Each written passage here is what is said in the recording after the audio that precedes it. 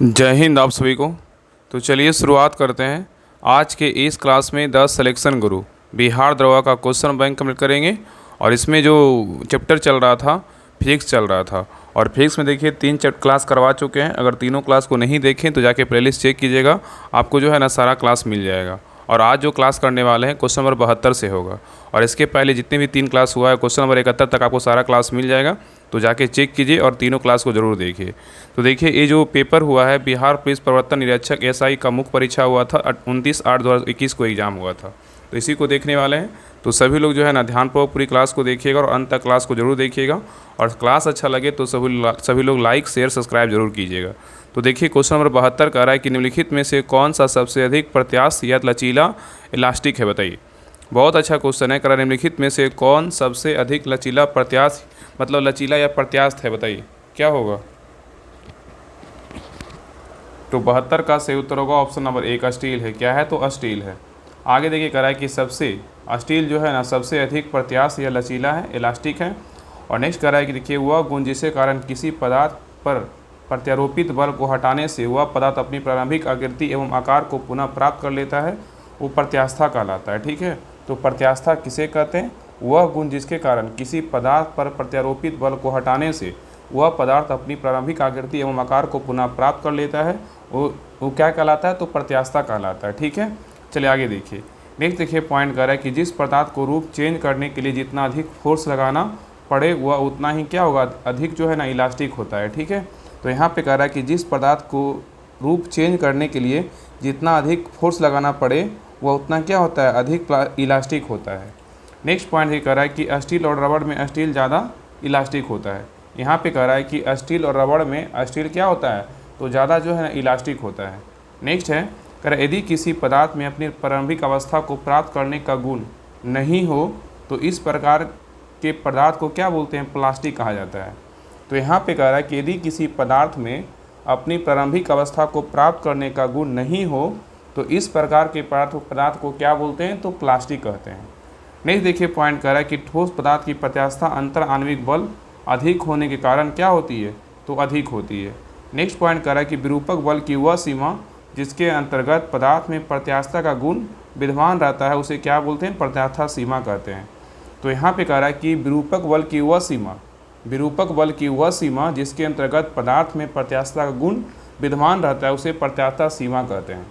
चलिए आगे देखिए क्वेश्चन नंबर 73 कह रहा है कि निम्नलिखित में से किसकी तरंगदैर्घ्य सबसे कम है, बताइए। बहुत अच्छा क्वेश्चन है। देखिए क्वेश्चन जो है बार बार एग्जाम में आने वाला क्वेश्चन है। तो कह रहा है निम्नलिखित में से किसकी तरंगदैर्घ्य सबसे कम है, बताइए किसकी है। तो इसका सही उत्तर होगा ऑप्शन नंबर 1 एक्स किरणें का क्या है, तरंगदैर्घ्य सबसे कम है। चलिए आगे देखिए। आगे कह रहा है कि एक्स किरणें की तरंगदैर्घ्य सबसे कम है, विकल्प के अनुसार होगा। और ऐसे में सबसे कम तरंगदैर्घ्य किसका होता है, गामा किरणों का होता है। मतलब ऑप्शन के अनुसार क्या हो जाएगा, तो एक्स किरणें का तरंगदैर्घ्य क्या सबसे कम होता है। लेकिन ऐसे अगर देखेंगे तो क्या होगा, सबसे कम तरंगदैर्घ्य किसका होता है, तो गामा किरणें का होता है। ठीक है, आगे देखिए पॉइंट करा एक्स किरण एक विद्युत चुंबकीय विकिरण है। नेक्स्ट करा यदि किसी आवेश को विद्युत क्षेत्र या चुंबकीय क्षेत्र के लंबवत दोलन कराया जाता है तो वह एक त्वरण उत्पन्न करता है जिसके संचरण की दिशा इन क्षेत्रों के लंबवत होती है और इसे विद्युत चुंबकीय जो है ना तरंग कहते हैं। ठीक है, चलिए आगे देखिए। नेक्स्ट पॉइंट करा है कि तरंगदैर्घ्य का मान ऊपर से नीचे की ओर बढ़ता है एवं ऊर्जा आवृत्ति में क्या होता है, मान घटता है। तो यहाँ पे कह रहा है कि तरंगदैर्घ्य का मान ऊपर से नीचे की ओर बढ़ता है। तरंगदैर्घ्य का जो मान होता है ऊपर से नीचे क्या होता है, तो और बढ़ता है, एवं ऊर्जा आवृत्ति का मान क्या होता है, तो घटता है। ठीक है, चलिए आगे देखिए। यहाँ पे देखिए दिया हुआ है, पहले देखिए गामा किरण, उसके बाद क्या है एक्स किरण, उसके बाद परावैंगनी किरण, उसके बाद दृश्य विकिरण, उसके बाद क्या होगा अवरक्त विकिरण, उसके बाद क्या होगा तो सूक्ष्म रेडियो तरंग, उसके बाद क्या होगा दृश्य रेडियो तरंग। ठीक है, चलिए आगे देखिए। आगे कह रहा है कि प्रमुख तरंग एवं उनके खोजकर्ता एवं उसका प्रयोग है। देखिए पहला है गामा किरणें। गामा किरणें की जो खोज है ना किसने किया था, पॉल विलार्ड ने किया था। तो गामा किरणें का खोज किसने किया था, पॉल विलार्ड ने किया था। और गामा किरणें का प्रयोग कहाँ होता है, तो रेडियोथेरेपी, नसबंदी और कीटाणु शोधन में जो है ना गामा किरणें का प्रयोग होता है। नहीं देखिए एक्स किरणें का खोज किसने किया, तो रॉन्जर ने किया। और एक्स किरणें का प्रयोग कहाँ होता है, चिकित्सा एवं उद्योग के क्षेत्र में किसका प्रयोग होता है, एक्स किरणें का प्रयोग होता है। नहीं देखिए तीसरा पॉइंट करा परावैंगनी किरणें। परावैंगनी किरणें का खोज किसने किया था, तो रिटर ने किया था। और पराबैंगनी किरणें का प्रयोग कहाँ होता है? तो चिकित्सा और दंत चिकित्सा में बैक्टीरिया जो है ना मारने के लिए किसका प्रयोग करते हैं? तो पराबैंगनी किरणें का प्रयोग करते हैं। तो सिंपल याद रखिएगा कि गामा किरणें का खोज किसने किया? तो पॉल विलार्ड ने किया। एक्स किरणें का खोज किसने किया? तो रॉन्जल ने किया। पराबैंगनी किरणें का खोज किसने किया? तो रिटर ने किया। और पराबैंगनी किरणें का प्रयोग कहाँ होता है? तो चिकित्सा और दंत चिकित्सा में बैक्टीरिया को मारने के लिए होता है। ठीक है, चलिए आगे देखिए। नेक्स्ट है दृश्य किरणें। दृश्य किरणें की खोज किसने किया? न्यूटन किया। और दृश्य किरणें का प्रयोग कहाँ होता है? इसी के कारण जो है ना किसी वस्तु को हम देख पाते हैं। नेक्स्ट है अवरक्त किरणें। अवरक्त किरणें का खोज किसने किया? तो हर्सले ने किया। और फोटोग्राफी करने और सिकाई करने में अवरक्त किरणें का प्रयोग होता है। नेक्स्ट देखिए कह रहा है कि लघु रेडियो तरंग। लघु रेडियो तरंग का खोज किसने किया था? हेनरिक हर्ट्ज ने किया। और इसका प्रयोग लघु रेडियो तरंग का प्रयोग कहाँ होता है? रेडियो, टेलीविज़न, टेलीफोन और इत्यादि में होता है। नेक्स्ट देखिए कह रहा है कि दीर्घ रेडियो तरंग। दीर्घ रेडियो तरंग का खोज किसने किया? तो मार्कोनी ने किया। और इसका जो है ना प्रयोग, दीर्घ रेडियो तरंग का प्रयोग कहाँ होता है? तो रेडियो, टेलीविज़न और टेलीफोन में दीर्घ रेडियो तरंग का जो है ना प्रयोग होता है। चलिए आगे देखिए क्वेश्चन नंबर 74 कह रहा है कि प्रकाश तरंग और ध्वनि तरंग के बीच का अंतर निम्नलिखित में से किस घटना पर आधारित है? बताइए। बहुत अच्छा क्वेश्चन है। कह रहा है प्रकाश तरंग और ध्वनि तरंग के बीच का अंतर निम्नलिखित में से किस घटना पर आधारित है? बताइए। तो 74 का सही उत्तर होगा ऑप्शन नंबर बी, ध्रुवीकरण पे क्या है? तो आधारित है। नहीं देखिए पॉइंट कर रहा है कि प्रकाश तरंग और ध्वनि तरंग के बीच अंतर ध्रुवीकरण घटना पर क्या आधारित है? तो प्रकाश तरंग और ध्वनि तरंग के बीच का अंतर ध्रुवीकरण घटना पर क्या है? आधारित है। और नेक्स्ट पॉइंट कर रहा है कि प्रकाश विद्युत चुम्बकीय तरंग है जो अनुप्रस्थ तरंग है। प्रकाश क्या है? तो विद्युत चुम्बकीय तरंग है जो क्या है? अनुप्रस्थ तरंग है। ठीक है। और नेक्स्ट पॉइंट कह रहा है कि जब प्रकाश तरंग का संचरण किसी खास स्तर में होता है तो इस प्रकाश को ध्रुवित प्रकाश कहते हैं। और यह घटना क्या है? ध्रुवन कहलाती है। चलिए आगे देखिए कह रहा है कि ध्वनि तरंग के साथ ध्रुवन की घटना नहीं होती है। और ध्वनि तरंग क्या है? अनुदैर्ध्य तरंग का क्या है? तो उदाहरण है। चलिए आगे देखिए क्वेश्चन नंबर देखिए 75 कह रहा है कि चलती कार में अचानक ब्रेक लगने पर यात्री का आगे की ओर झुकना निम्नलिखित में से किसका उदाहरण है? बताइए। क्वेश्चन कह रहा है कि चलती कार में अचानक ब्रेक लगने पर यात्री का आगे की ओर झुकना निम्नलिखित में से किसका उदाहरण है? बताइए। तो 75 का सही उत्तर होगा ऑप्शन नंबर 1, गति जड़त्व का है। किसका है? तो गति जड़त्व का है। आगे देखिए कह रहा है कि चलती कार में अचानक ब्रेक लगने पर यात्री का आगे की ओर झुकना किसका है? तो गति के जड़त्व का उदाहरण है। और नेक्स्ट कह रहा है कि गाड़ी के अचानक चलने पर यात्री का पीछे की ओर झुकना विराम के जड़त्व का क्या है? तो उदाहरण है। तो गाड़ी के अचानक चलने पर यात्री का पीछे की ओर झुकना किसका उदाहरण है? तो विराम के जड़त्व का उदाहरण है। और आगे की ओर झुकेगा तो क्या होगा? गति के जड़त्व का उदाहरण है। चलिए आगे देखिए नेक्स्ट कह रहा है जड़त्व वस्तु का आंतरिक गुण है जिसके कारण वस्तु अपनी प्रारंभिक अवस्था को बनाए रखने का क्या है? प्रयास करती है। चलिए आगे देखिए कह रहा है कि जड़त्व के नियम के बारे में सर्वप्रथम गैलीलियो ने बताया था। नेक्स्ट पॉइंट पे आइए। आगे देखिए दिया हुआ जड़त्व समानुपाती होता है द्रव्यमान का। इसी में देखिए पॉइंट दिया हुआ वस्तु का द्रव्यमान ही जड़त्व का क्या होता है? मान होता है। वस्तु का द्रव्यमान ही क्या होता है? जड़त्व का मान होता है। और नेक्स्ट कह रहा है कि जड़त्व का नियम ही न्यूटन का प्रथम नियम है। और न्यूटन के प्रथम गति नियम से क्या मिलती है? बल की परिभाषा मिलता है। तो न्यूटन के प्रथम गति नियम से किसका परिभाषा मिलता है? तो बल का परिभाषा मिलता है। और नेक्स्ट पॉइंट कह रहा है कि न्यूटन के द्वितीय गति नियम से बल का व्यंजक प्राप्त होता है। और आगे कह रहा है न्यूटन के तृतीय गति नियम से बल की प्रकृति ज्ञात होती है। चलिए क्वेश्चन नंबर 76 पे कह रहा है कि मानव नेत्र के किस भाग पर किसी वस्तु का प्रतिबिंब बनता है? बताइए। क्वेश्चन कह रहा है कि मानव नेत्र के किस भाग पर किसी वस्तु का प्रतिबिंब बनता है? बताइए। तो 76 का सही उत्तर होगा ऑप्शन नंबर क्या हो जाएगा? तो सी, रेटिना या दृष्टिपटल पे बनता है। तो कह रहा है कि मानव नेत्र के रेटिना या दृष्टिपटल भाग पर किसी वस्तु का प्रतिबिंब बनता है। और आँख के सबसे भीतरी पारदर्शी झिल्ली जो है ना, झिल्ली को रेटिना कहते हैं। रेटिना किसे कहते हैं? तो आँख के सबसे भीतरी पारदर्शी झिल्ली को क्या बोलते हैं? तो रेटिना कहते हैं। और रेटिना आँख के पीछे वाला क्या होता है? तो भाग होता है। चलिए आगे देखिए कह रहा है कि रेटिना दृष्टि सिराओं की एक फिल्म होती है जो वस्तुओं के प्रतिबिंबों, रूप, रंग और आकार की अनुभूति मस्तिष्क जो है ना कराती है। और नेक्स्ट पॉइंट कह रहा है कॉर्निया नेत्र के बाहरी भाग पर श्वेत पारदर्शी झिल्ली होती है जिससे होकर प्रकाश आँख में जो है ना प्रवेश करता है। आगे कह रहा है कि नेत्रदान में कॉर्निया का ही उपयोग होता है।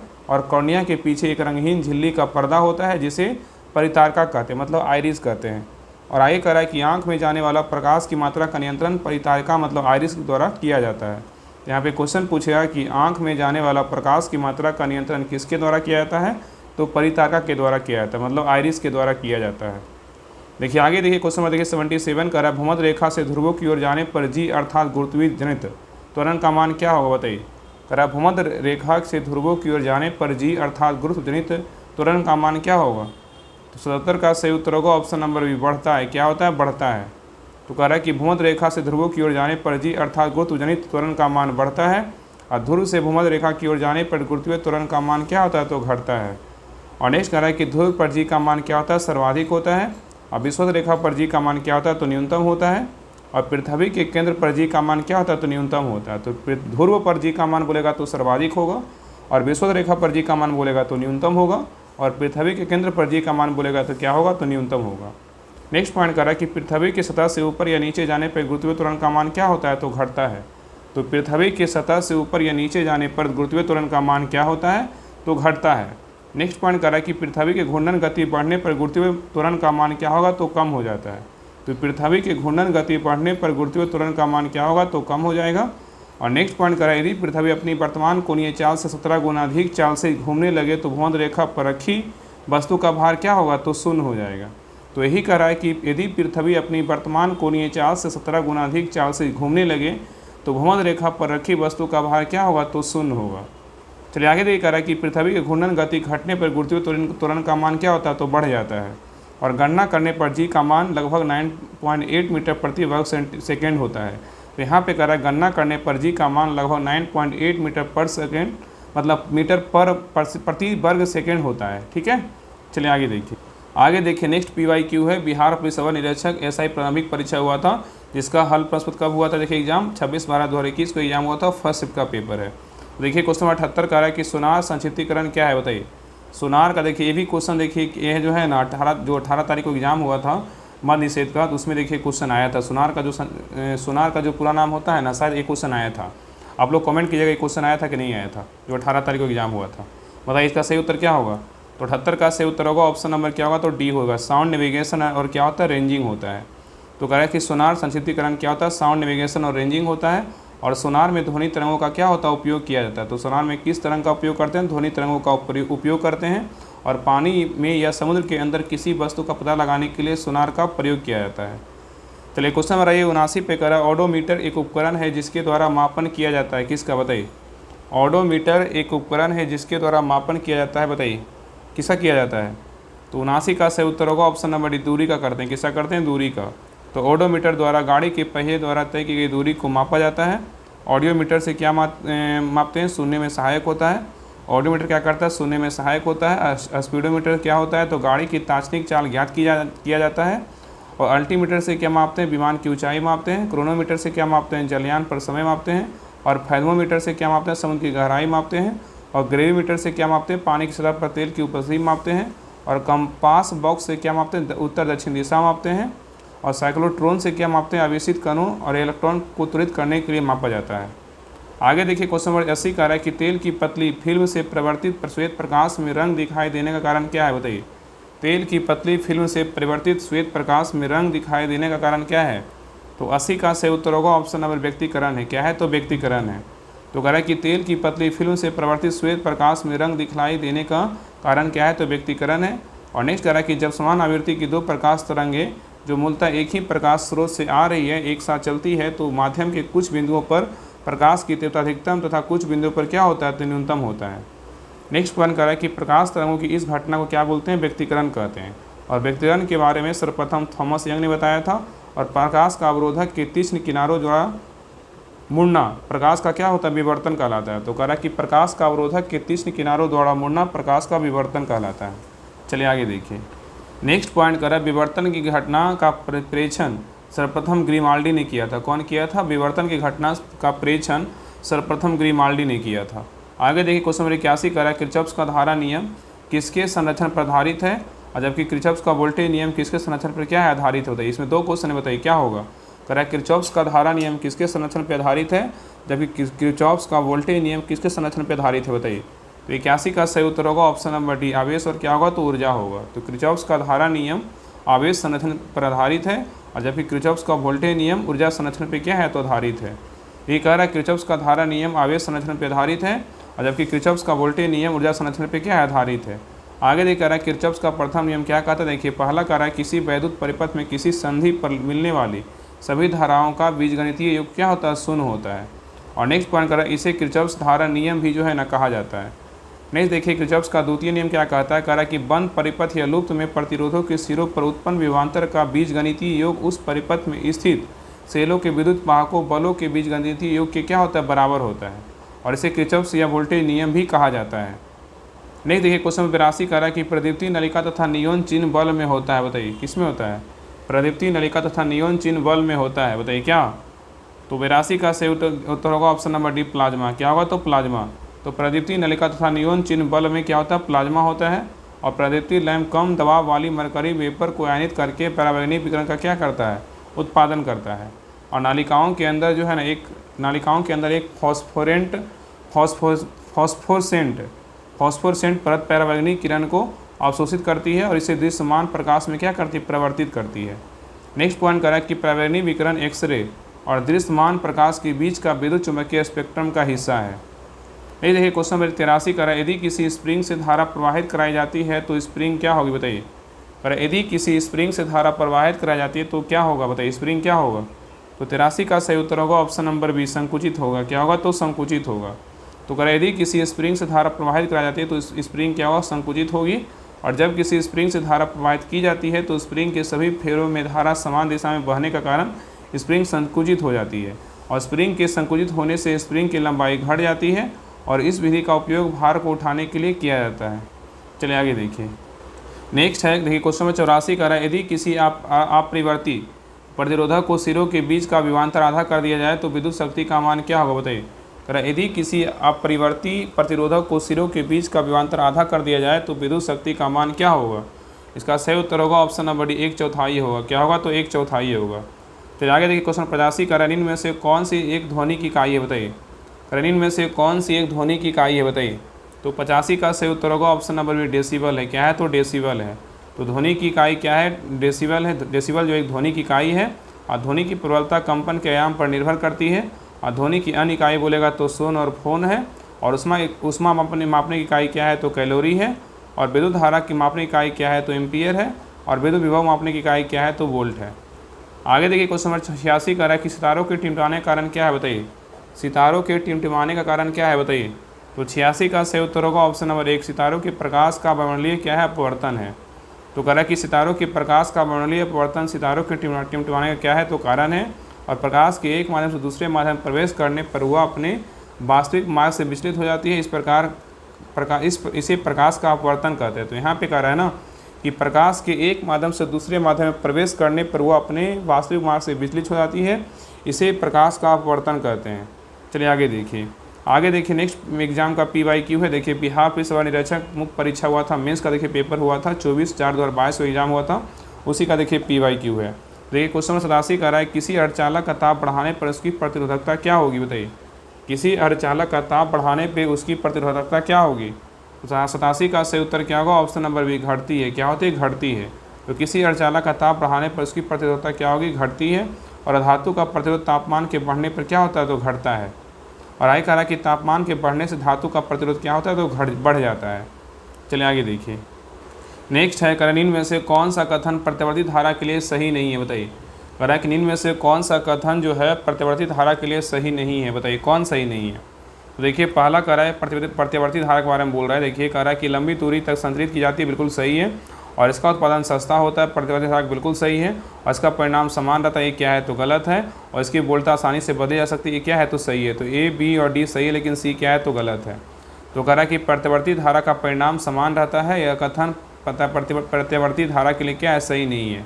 और प्रत्यावर्ती धारा AC एक विद्युत धारा है जो नियमित रूप से दिशा उलटती है और समय के साथ अपना मान लगातार जो है ना उसका बदलती रहती है। और AC डायरेक्ट करंट मतलब DC से अलग है, जो केवल एक ही दिशा में क्या यात्रा करता है। चलिए आगे देखिए क्वेश्चन देखिए नेक्स्ट पॉइंट करें। यहाँ पे कह रहा है प्रत्यावर्ती धारा का लाभ क्या क्या होता है। प्रत्यावर्ती धारा का लाभ क्या क्या है इसके बारे में देखिए दिया हुआ है। देखिए पहला पॉइंट कह रहा है यह DC मतलब डायरेक्ट करंट की तुलना में कम महंगा है। और प्रत्यावर्ती धारा के बारे में बोला इसे उत्पन्न करना आसान और सस्ता है। और ट्रांसमिशन के दौरान बिजली की हानि होती है। इसका वोल्टेज बदलना अपेक्षाकृत सस्ता और आसान होता है। और लंबी दूरी तक इसे प्रसारित किया जा सकता है। और इसका उपयोग रिचार्जेबल बैटरी का रिचार्ज करने के लिए किया जा सकता है। और AC को आसानी से जो है DC में बदला जा सकता है। चलिए आगे क्वेश्चन नंबर 89 कर रहा है कि सूर्यास्त एवं सूर्योदय के समय सूर्य का आभासी चपटापन निम्न घटना कारण होता है, बताइए क्या होगा। कह सूर्यास्त एवं सूर्योदय के समय सूर्य का आभासी चपटापन परिघटना कारण होता है। कौन सा परिघटना कारण होता है? तो 89 का सही उत्तर होगा ऑप्शन नंबर 1 अपवर्तन कारण होता है।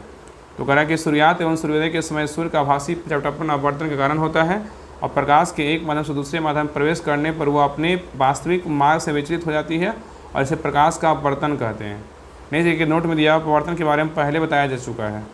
चलिए आगे देखिए क्वेश्चन नंबर देखिए 90 का रहा है कि भी वेग से गतिमान वस्तु गतिज ऊर्जा k है। यदि वेग को प्रारंभिक वेग से 3 गुना बढ़ा दिया जाए तो गतिज ऊर्जा हो जाएगी, क्या हो जाएगी बताइए? तो 90 का सही उत्तर होगा option number B k by क्या होगा 9। ठीक है, इसके बारे में डिटेल जानकारी सोल्यूशन वीडियो में दिया गया है। चलिए आगे देखिए नेक्स्ट कह रहा है क्वेश्चन नंबर देखिए 91 का रहा है कि निम्नलिखित में से किस लेंस का उपयोग करके मानव आँख की मायोपिया समस्या को ठीक किया जा सकता है? बताइए क्वेश्चन कर रहा है निम्नलिखित में से किस लेंस का उपयोग करके मानव आँख की मायोपिया समस्या को ठीक किया जा सकता है? तो क्या हो जाएगा? तो ऑप्शन नंबर बी अवतल लेंस। क्या होगा? तो अवतल लेंस।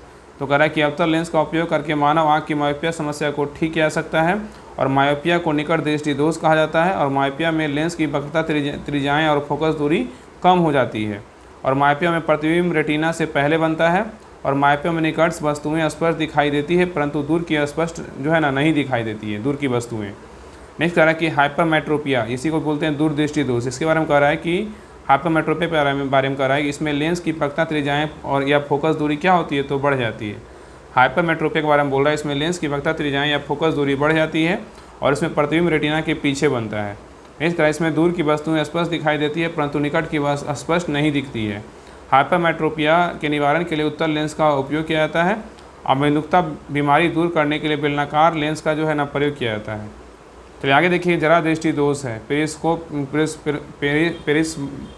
बायोपिया। जरा दृष्टि दोष को क्या बोलते हैं? प्रेस बायोपिया। तो कह रहा है इसके बारे में देखिए पहला पॉइंट कह रहा है कि वृद्धावस्था कारण आँख की समंजस क्षमता घट जाती है जरा दृष्टि दोष में या समाप्त हो जाती है जिससे कारण व्यक्ति ना तो दूर की वस्तु ना ही निकट की वस्तु देख पाता है। इस रोग के निवारण के लिए द्विफोक्सी लेंस बाइफोकल लेंस का उपयोग किया जाता है। चलिए आगे देखिए क्वेश्चन नंबर 92 का अनुचुंबक पदार्थ है। बताइए क्या है? बताइए अनुचुंबक पदार्थ क्या है? बताइए। तो 92 का सही उत्तर होगा ऑप्शन नंबर डी चुंबक की ओर क्षीण बल द्वारा क्या आकर्षित होते हैं? तो कह अनुचुंबकीय पदार्थ चुंबक की ओर क्षीण कमजोर बल द्वारा आकर्षित होते हैं। एग्जाम्पल में क्या है? एल्यूमिनियम, सोडियम और क्या है? ऑक्सीजन है। आइए कह रहा है अनुचुंबकीय पदार्थ की चुंबकीय प्रवृत्ति धनात्मक होती है और प्रतिचुंबकीय पदार्थ शक्तिशाली चुंबक द्वारा हल्का सा क्या प्रकर्षित होते हैं और लौ चुंबकीय पदार्थ कम शक्तिशाली चुंबक द्वारा भी अधिक आकर्षित होता है। तो कह रहा है कि लौ चुंबकीय पदार्थ कम शक्तिशाली चुंबक द्वारा भी अधिक आकर्षित होती है। ऐसे में क्या देखिए लोहा और क्या है? कोबाल्ट और निकेल क्या है? तो लौ चुंबकीय पदार्थ है। नेक्स्ट देखिए यहाँ पे क्या है? नेक्स्ट PYQ है। देखिए बिहार दरोगा नियुक्ति प्रारंभिक परीक्षा का हल प्रश्न पत्र है जिसका एग्जाम हुआ था 16/7/2023 को एग्जाम हुआ था। तो देखिए कह रहा है कि अस्पष्ट आकाश नीला दिखाई देता है क्योंकि क्या कारण है? बताइए अस्पष्ट आकाश नीला दिखाई देता है, क्या कारण है? बताइए। तो 93 का सही उत्तर होगा ऑप्शन नंबर सी बैंगनी और नीला प्रकाश अन्य सभी रंगों के प्रकाश की तुलना में वायुमंडल द्वारा अधिक प्रकीर्णित होते हैं। तो यहाँ पे कह रहा है कि स्पष्ट आकाश नीला दिखाई देता है क्योंकि बैंगनी और नीला प्रकाश अन्य सभी रंगों के प्रकाश की तुलना में वायुमंडल द्वारा क्या अधिक प्रकीर्णित होते हैं। आगे कह रहा है कि जब प्रकाश किसी ऐसे माध्यम से गुजरता है जिसमें धूल और अन्य पदार्थों के अत्यंत क्या है? सूक्ष्म कण होते हैं। नेक्स्ट कह रहा है कि इस कणों का टकराकर प्रकाश का कुछ भाग सभी दिशाओं में फैल जाता है। इस घटना को जो है प्रकाश का प्रकीर्णन कहते हैं और लाल रंग का प्रकीर्णन सबसे कम होता है और बैंगनी रंग का प्रकीर्णन सबसे ज़्यादा होता है और प्रकाश के प्रकीर्णन में खोज जो है ना CV रमन ने किया था। आगे कह रहा है कि प्रकाश के प्रकीर्णन का खोज के लिए CV रमन को भौतिकी का नोबेल पुरस्कार 1930 में मिला था। नेक्स्ट पॉइंट कह रहा है कि प्रकाश के प्रकीर्णन के कुछ उदाहरण क्या क्या है? देखिए सूर्य उगते और डूबते समय लाल दिखाई देता है, प्रकाश के प्रकीर्णन कारण होता है। आकाश नीला दिखाई देता है, प्रकाश के प्रकीर्णन कारण होता है और गहरे समुद्र का रंग नीला या धारा दिखाई देना क्या है? तो प्रकाश के प्रकीर्णन कारण होता है। चलिए क्वेश्चन नंबर 94 पे करा मनुष्य नेत्री में पुतली के आकार का नियंत्रण का होता है। बताइए किसके द्वारा? और मनुष्य नेत्र में पुतली के आकार का नियंत्रण होता है किसके द्वारा? बताइए। तो 94 का सही उत्तर होगा ऑप्शन नंबर क्या हुआ? तो ए परितारिका द्वारा। किसके द्वारा? परितारिका के द्वारा। तो कह रहा है कि मानव नेत्र में पुतली के आकार का नियंत्रण परितारिका करती है और परितारिका एक गहरा पेशीय मध्यपट है मतलब आइरिस है और यह आँखों का क्या है? रंगहीन हिस्सा है और आँखों का रंग परितारिका रंग से क्या होता है? मतलब रंग से होता है। तो आँखों का रंग परितारिका के रंग से होता है और परितारिका पुतली के आकार और आँख में जाने वाले प्रकाश की मात्रा को क्या करता है? नियंत्रित करती है। और नेक्स्ट पॉइंट कह रहा है कि पुतली मतलब परितारका से घिरा एक छोटा सा रिक्त स्थान होता है और मानव नेत्र में प्रतिबिंब रेटिना बनता है और नेत्रदान में आँख के कॉर्निया का भाग को दान किया जाता है। नोट में दिया गया नेत्र के बारे में पहले की चर्चा किया जा चुका है। चलिए आगे देखिए कह रहा है क्वेश्चन नंबर देखिए 95 कह रहा है किसी वस्तु का चंद्रमा पर भार पृथ्वी के उसके भार का कितना होता है बताइए। किसी वस्तु का चंद्रमा पर भार पृथ्वी पर उसके भार का कितना होगा, तो 95 का सही उत्तर होगा ऑप्शन नंबर डी, 1 का छठा भाग हो। तो कह रहा है किसी वस्तु का द्रव्यमान स्थान बदलने से नहीं बदलता है जबकि उस वस्तु का भार बदलने से क्या होता बदल जाता है। आगे कह रहा है वस्तु का भार यह जो है ना एक तरह यह एक तरल का बल यह जो है ना एक तरह का बल होता है। वस्तु का जो भार होता है यह एक तरह का बल होता है और पृथ्वी जिस बल से किसी वस्तु को अपने केंद्र की ओर खींचती है वह उस वस्तु का जो है ना भार होता है। और भार जो है ना एक तरल बल होता है और बल की तरह ही भार का ऐसा मात्रा बोलेगा तो न्यूटन होता है। अब भार बराबर क्या है, W बराबर mg, जहाँ m जो है क्या है वस्तु का द्रव्यमान है और g बराबर क्या है गुरुत्वीय त्वरण है। और चूँकि वस्तु का द्रव्यमान नहीं बदलता है तब वस्तु का भार गुरुत्वीय त्वरण का भार त्वरण पर जो है निर्भर करता है। तो यहाँ पे कह रहा है कि चूँकि वस्तु का द्रव्यमान नहीं बदलता है अतः वस्तु का भार गुरुत्वीय त्वरण पर क्या है निर्भर करता है। नेक्स्ट कह रहा है कि पृथ्वी की सतह से ऊपर या नीचे जाने पर गुरुत्वीय त्वरण का मान घटता है तथा पृथ्वी की सतह से ऊपर या नीचे जाने पर वस्तु का भार क्या होता है तो घटता है। चलिए आगे देखिए आगे कह रहा है चंद्रमा पर गुरुत्वीय त्वरण का मान पृथ्वी के गुरुत्वीय त्वरण का 1/6 होता है अतः किसी वस्तु का भार चंद्रमा पर पृथ्वी के अपेक्ष क्या होता है 1/6 होगा। तो कह रहा है कि चंद्रमा पर गुरुत्वीय त्वरण का मान पृथ्वी के गुरुत्वीय त्वरण का 1/6 होता है अतः किसी वस्तु का भार चंद्रमा पर पृथ्वी की अपेक्षा 1/6 होगा। आगे देखिए क्वेश्चन नंबर 96 कह रहा है कि जी का मान कितना होता है बताइए। जी का जो मान होता है कितना होता है, सही उत्तर होगा option number D 6.67 into 10⁻11 Newton square प्रति केजी स्क्वायर होता है। तो कह रहा है गुरुत्वाकर्षण का नियम जो है ना न्यूटन ने दिया था जबकि बड़ी जी का मान हेनरी कैवेंडिश ने दिया था और जी को सर्वात्रिक गुरु नियतांक जो है ना मतलब यूनिवर्सल ग्रेविटेशनल कांस्टेंट कहा जाता है। इसका मान कहीं भी नहीं बदलता है और जी को गुरुत्वीय त्वरण कहा जाता है। इसका मान स्थान के साथ क्या होता बदलता है। चलिए आगे देखिए क्वेश्चन देखिए 97 कह रहा है कि तापमान की एसआई इकाई क्या है बताइए। तापमान की एसआई इकाई क्या है बताइए। इसका सही उत्तर होगा ऑप्शन नंबर ए केल्विन है। क्या है तो केल्विन है। अगर इस टॉपिक देखिए ऊपर पहले ही डिटेल चर्चा किया जा चुका है। आगे क्वेश्चन देखिए 98 कह रहा है प्रेरित विद्युत धारा की दिशा की जाती है बताइए किसके द्वारा। प्रेरित विद्युत धारा की दिशा की जाती है किसके द्वारा। तो सही उत्तर होगा ऑप्शन नंबर क्या हो जाएगा तो ए हो जाएगा। फ्लेमिंग का दक्षिण हस्त नियम के द्वारा प्रेरित विद्युत धारा की दिशा जो है ना ज्ञात की जाती है। चलिए आगे देखिए नेक्स्ट है फ्लेमिंग के दक्षिण हस्त नियम क्या है। देखिए पहला पॉइंट करा अगर दाहिने हाथ के अंगूठे तर्जनी और मध्यमा उंगली को एक दूसरे के लंबवत फैलाया जाए उसे क्या बोलते हैं फ्लेमिंग के दक्षिण हस्त नियम कहलाता है। ठीक है। और नेक्स्ट देखिए अंगूठा चालक की गति की दिशा को दर्शाता है, ये फ्लेमिंग का दक्षिण हस्त नियम है। और तर्जनी चुंबकीय क्षेत्र की दिशा को दर्शाती है, ये भी क्या है तो फ्लेमिंग के दक्षिण हस्त नियम है। और मध्यमा प्रेरित धारा की दिशा को दर्शाती है, ये भी क्या है तो फ्लेमिंग के दक्षिण हस्त नियम है। आगे देख रहा है फ्लेमिंग का वाम हस्त नियम क्या कहता है। कहता है कि पहला देखिए पॉइंट कर अपने बाएं हाथ की तर्जनी और मध्यमा अंगूठे को इस तरफ फैलाएं कि एक दूसरे की क्या है लंबवत हो। अब आगे कह रहा है कि तर्जनी को चुंबकीय क्षेत्र की दिशा में मध्यमा को चालक में प्रवाहित विद्युत धारा की दिशा में रखें। तो यहाँ पे कह रहा है कि तर्जनी को चुंबकीय क्षेत्र की दिशा में और मध्यमा को चालक में प्रवाहित विद्युत धारा की दिशा में रखें। नेक्स्ट पॉइंट कह रहा है कि ऐसा करने पर अंगूठा चालक पर लगने वाले बल की दिशा को दर्शाएगा।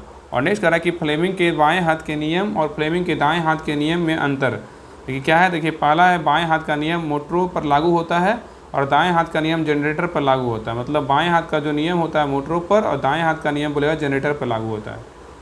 चलिए आगे देखिए नेक्स्ट है, चलिए आगे देखिए यहाँ से देखिए नेक्स्ट PYQ है। देखिए बिहार दरोगा PT एग्जाम हुआ था 17/12/2023 को एग्जाम हुआ था। और ये कौन देखिए है तो एग्जाम जो है हुआ था ना, ये देखिए 1275 का एग्जाम हुआ था। ठीक है।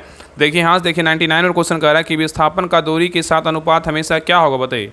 यहाँ पे कह रहा है विस्थापन का दूरी के साथ अनुपात हमेशा क्या होगा। इसका सही उत्तर होगा ऑप्शन नंबर डी 1 के बराबर या क्या होगा तो कम होगा। तो विस्थापन का दूरी के साथ अनुपात हमेशा क्या होगा 1 के बराबर या कम होता है। ठीक है। तो यहाँ पे कह रहा है कि चूंकि विस्थापन हमेशा दूरी के बराबर अथवा इससे कम होता है और यह कभी भी दूरी से अधिक नहीं होता है। तो यहाँ पे कह रहा है कि चूंकि विस्थापन मतलब विस्थापन जो होता है हमेशा दूरी के बराबर अथवा इससे कम होता है और यह कभी भी दूरी से अधिक नहीं होता है। और विस्थापन बराबर दूरी बराबर क्या होता है विस्थापन होता है। अतः विस्थापन और दूरी का अनुपात हमेशा 1 से कम या उसके बराबर होता है। तो विस्थापन और दूरी का अनुपात हमेशा 1 से कम और उसके बराबर होता है। चलिए आगे देखिए क्वेश्चन नंबर 100 कह रहा है तो कि अभिनेत्र लेंस की वक्रता रूपांतरित की जा सकती है किसके द्वारा बताइए। अभिनेत्र लेंस की वक्ता रूपांतरित की जा सकती है किसके द्वारा, बताइए। तो 100 का सही उत्तर होगा ऑप्शन नंबर बी, पक्षमाभी पेशियों के द्वारा। तो अगर अभिनेत्र लेंस की वक्ता रूपांतरित की जा सकती है किसके द्वारा, तो पक्षमाभी पेशियों के द्वारा। तो कह रहा है कि हमारी आंख का लेंस रेशेदार जेली जैसा होता है और जिसकी वक्ता को जो है ना कुछ सीमा तक पक्षमाभी पेशियों से जो है ना बदला जा सकता है। तो आज के लिए रहने देते हैं यहीं तक। अगले क्लास में जो है ना क्वेश्चन नंबर 101 से करेंगे, बाकी इसका कुछ डिटेल आगे और है। तो आज के लिए यहीं तक रहने दीजिए। बाकी अगले क्लास में जो है ना क्वेश्चन नंबर 101 से मतलब लगभग 1 से 2 क्लास में आपका जो है ना पूरा फिक्स खत्म हो जाएगा। उसके बाद आपका हम केमिस्ट्री करवा देंगे, उसके बाद फिर आपका जो है ना हिस्ट्री स्टार्ट करेंगे। और बाकी इसका जो PDF के लिए सभी लोग टेलीग्राम चैनल ज्वाइन कर लीजिएगा। डिस्क्रिप्शन में लिंक दिया हुआ, लिंक पर क्लिक करके सभी लोग को टेलीग्राम चैनल ज्वाइन कर लेना है। वहाँ पर जो है ना आपको PDF मिल जाएगा। और आज जो है ना आपका पॉलिटी का जो जितने भी क्लास मैराथन करवाए हैं, पूरा इस बुक का जितने भी क्लास करवाएं हैं पॉलिटी का, आपको जो है ना पूरा फुल PDF आपको टेलीग्राम चैनल पे डाल देंगे। तो सभी लोग टेलीग्राम चैनल ज्वाइन कर लीजिएगा। बहुत लोग का मैसेज आ रहा था इसका PDF डाल दीजिए। तो दोबारा जो है ना फिर से हम पूरा पॉलिटी का PDF हम टेलीग्राम चैनल पे डाल देंगे। तो वहाँ से जो है ना PDF एक बार आप उसको रिवाइज कर लीजिएगा, ठीक है। और बाकी जिनको भी बिहार दरोगा का ग्रुप ज्वाइन करना है तो आप ज्वाइन कर लीजिए। देखिए बैच 3 जो है ना इसमें देखिए सिंपल याद रखिए ना, इसमें जो है ना इस बैच में जुड़िएगा तो आपको जो है ना बिहार दरोगा मतलब होमवर्क करवाया जाएगा, मतलब सिलेबस बेस्ड होमवर्क करवाया जाएगा और साथ में प्रैक्टिस सेट करवाया जाएगा। मतलब जो भी इंपॉर्टेंट मार्केट में प्रैक्टिस सेट आता है उसका सारा का जो है ना प्रैक्टिस सेट करवाया जाएगा। तो देखिए इसमें जो है घटनाचक्र का सभी बुक करवाया जाएगा। इसमें क्वेश्चन बैंक है, लूसेंट जो करवाया जा रहा है और NCERT सार संग्रह, ये सभी बुक आपको जो है ना होमवर्क के माध्यम से कंप्लीट करवाया जाएगा और साथ में प्रैक्टिस सेट भी करवाया जाएगा। हर बुक का, हर वो इंस्टीट्यूट का जो भी इंपॉर्टेंट लगेगा वो सारा करवाया जा रहा है।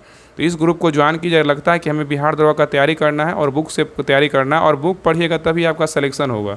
देखिए बुक पढ़िएगा तो आपका कॉन्सेप्ट क्लियर होगा और जितना प्रैक्टिस सेट लगाइएगा आपका जो है ना उससे रिजल्ट होगा। तो कोशिश कीजिए कि देखिए इसका फ़ी का बात करें 149 है। इस ग्रुप को ज्वाइन कर लीजिए। इसमें सारा कुछ जो है ना आपको पहले अपडेट कर दिया जाता है। ऐसा नहीं कि हाँ क्लास से पहले ही आपको सारा इसमें मिलता है। तो इस ग्रुप को ज्वाइन कीजिए। इतना आप क्लास कर ही रहे हैं ना, एक बार इसको ज्वाइन करके देखिए, आपको बहुत फ़ायदा होगा। तो बाकी सारा डिटेल टेलीग्राम चैनल पे दिया हुआ। अगर कुछ प्रॉब्लम होता है तो इस नंबर पे कॉल करिए 7549392490। इस नंबर पे कॉल करके जो है ना आप बात कर लीजिएगा, आपको सारा जानकारी मिल जाएगा। बाकी सारा डिटेल टेलीग्राम चैनल पे दिया हुआ है, इसको ज्वाइन कर लीजिए। और बाकी जितने लोग क्लास को नए लोग देख रहे हैं सभी लोग सब्सक्राइब जरूर कर लीजिएगा और बेल आइकॉन जरूर ऑन कर लीजिएगा और सभी लोग टेलीग्राम चैनल ज्वाइन कर लीजिएगा। तो मिलते हैं नेक्स्ट क्लास में, तब तक के लिए जय हिंद जय भारत।